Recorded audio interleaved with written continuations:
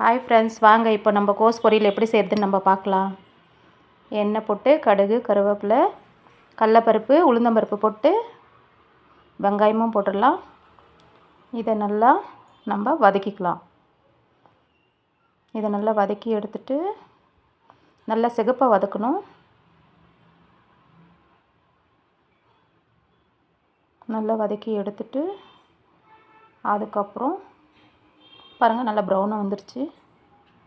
வந்ததுக்கப்புறம் இப்போ நம்ம கோஸ் எடுத்து கொஞ்சமாக உப்பு போட்டு பாயில் பண்ணி வச்சுருக்கேன் லைட்டாக.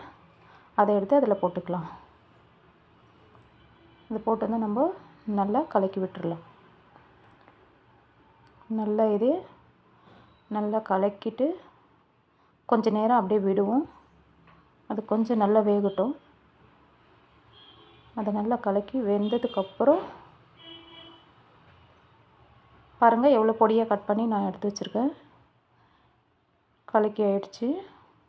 சைடில் இருக்கிறதெல்லாம் எல்லாம் சேர்த்து நல்லா கலக்கிக்கலாம். பாருங்கள், எவ்வளோ நல்லா தெரியுது.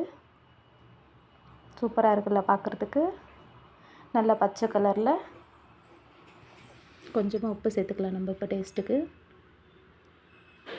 நல்லா கலக்கி எடுத்துக்கலாம்.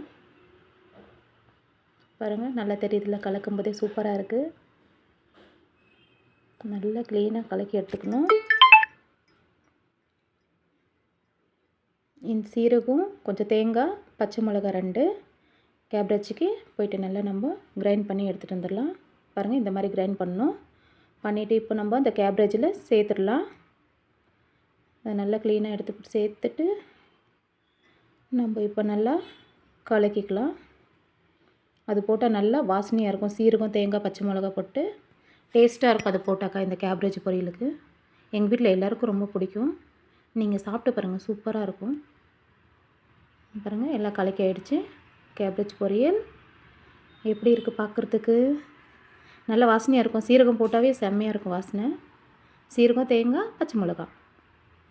பாருங்கள், சூப்பராக இருக்குது பார்க்குறதுக்கு.